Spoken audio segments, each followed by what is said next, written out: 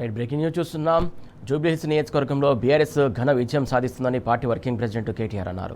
గత 22 నెలలుగా కాంగ్రెస్ పార్టీ అనుసరించినటువంటి ప్రజా వ్యతిరేక విధానాలపై రాష్ట్ర ప్రజలు తీవ్ర ఆగ్రహంతో ఉన్నారని ఆయన తెలిపారు.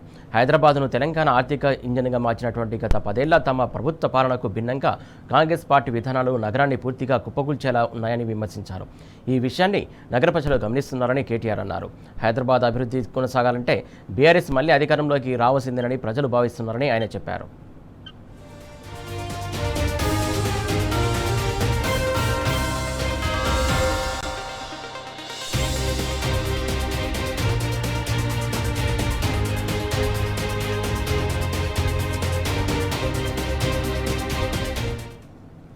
హైదరాబాద్లో జరిగిన జూబ్లీహిల్స్ నియోజకవర్గ సమావేశానికి హాజరైనటువంటి కేటీఆర్ ఉప ఎన్నికలు అనుసరించాల్సిన వ్యూహాలపై చర్చించారు.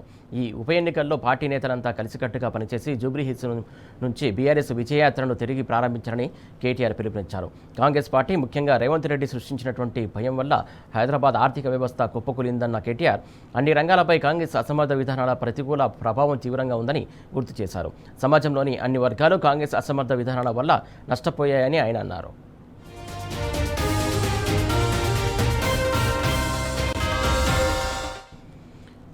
దీనికి సంబంధించి పూర్తి అప్డేట్స్ అందించడానికి మా కరెస్పాండెంట్ లివిల్ ఉన్నాడు. లివిల్, చెప్పండి.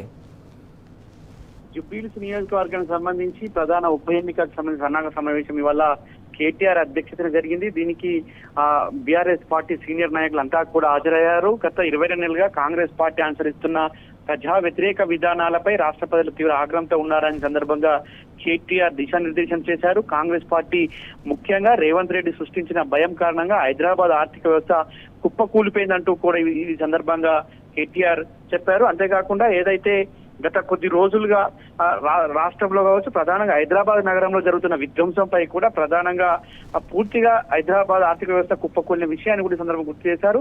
జూబ్లీహిల్స్ నుంచి బీఆర్ఎస్ పార్టీ విజయయాత్ర తిరిగి ప్రారంభించాలని చెప్పేసి సందర్భంగా నాయకులను ఉద్దేశించి ప్రసంగించారు. సమాజంలో అన్ని వర్గాలను కాంగ్రెస్ ప్రభుత్వ అసమర్థ విధానాల వల్ల నష్టపోయాయని చెప్పారు.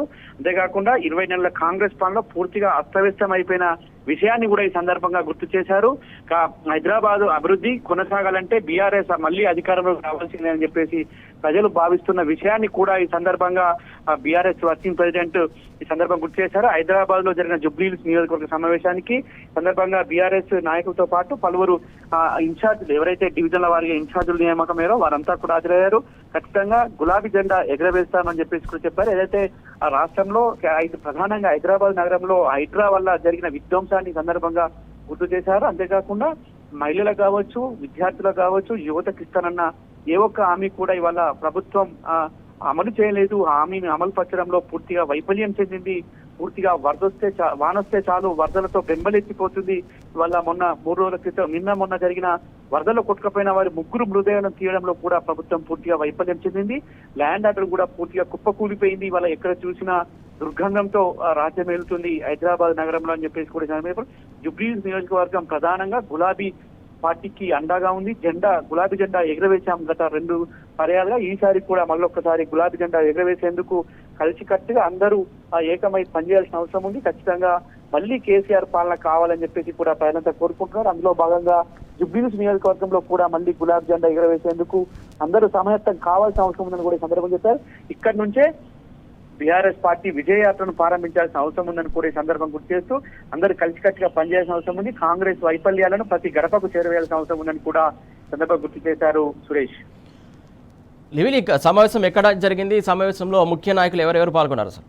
ప్రధానంగా జూబ్లీహిల్స్ నియోజకవర్గానికి సంబంధించిన సన్నాహక సమావేశం హైదరాబాద్ లోని ఒక ప్రైవేట్ హోటల్లో జరిగింది. దీనికి ప్రధానంగా డివిజన్ల వారీగా ఇన్ఛార్జీలు నియమించారు. పోచంపల్లి శ్రీనివాస్ రెడ్డితో పాటు దాసోల్ శ్రావణ్, సకలపల్లి రవీందర్రావు, పలువురు బీఆర్ఎస్ సీనియర్ నాయకులు ఈ కార్యక్రమానికి హాజరయ్యారు.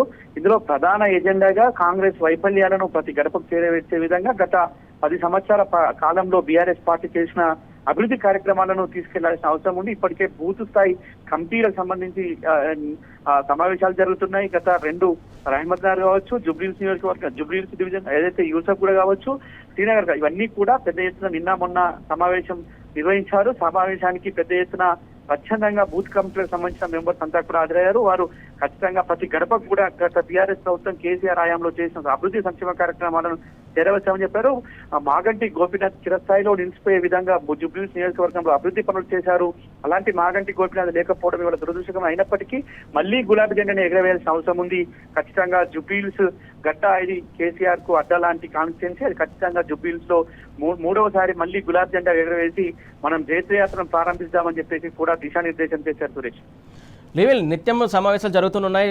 బూత్ కమిటీకి సంబంధించి సమావేశాలు కూడా కొనసాగుతున్నాయి. ఇప్పటి వరకు జూబ్లీహిల్స్ నియోజకవర్గం పరిధిలోని ఎన్ని కమిటీలకు సంబంధించి సమావేశాలు జరిగాయి? యాక్చువల్ గా గత 2-3 నెలలుగా జుబ్లీహిల్స్ నియోజకవర్గంపై ప్రధానంగా బీఆర్ఎస్ పార్టీ ఫోకస్ చేసింది. ఫోకస్ లో భాగంగా ఎక్కడికక్కడ ఇంటర్నల్ సమావేశాలు కొనసాగుతున్నాయి. ఇటు డివిజన్ల వారీగా కూడా ప్రత్యేక సమావేశాలు ఏర్పాటు చేస్తున్నారు.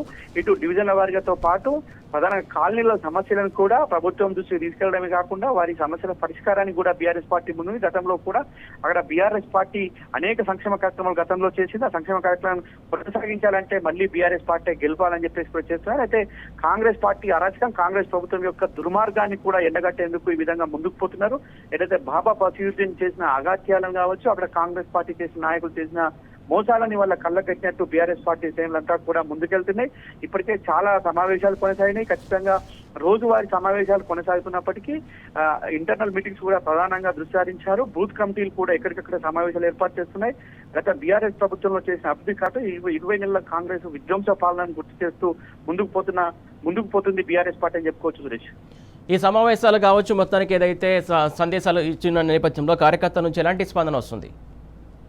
ముక్త కంఠంతో చెప్తున్నారు. మాగంటి గోపీనాథ్ ఆ కోరిక నెరవేర్చాలంటే మాగంటి గోపీనాథ్ ఎప్పటికీ గుర్తుండిపోయేలా ఉండాలంటే ఖచ్చితంగా ఈ ఎన్నిక అనివార్యం. ఈ ఎన్నిక ఖచ్చితంగా బీఆర్ఎస్ పార్టీకి గెలిచి తీరుతుంది. బీఆర్ఎస్ పార్టీ మాగంటి గోపీనాథ్ లేని లోటును తీర్చాలంటే ఖచ్చితంగా మళ్ళొక్కసారి గులాబీ జెండాని ఎగరవేయాలి. ఎవరికి టికెట్ ఇచ్చినా మేము తూచా తప్పకుండా బీఆర్ఎస్ పార్టీ గెలుపు కోసం పనిచేస్తాం. బీఆర్ఎస్ పార్టీ గెలుపు వల్ల ఖచ్చితంగా మరొకసారి వాళ్ళ యావత్ దేశ రాష్ట్ర రాజకీయాలను తారుమారు చేస్తుంది. రాష్ట్ర రాజకీయాల్లో ఒక పెను విప్లవం అవుతుంది.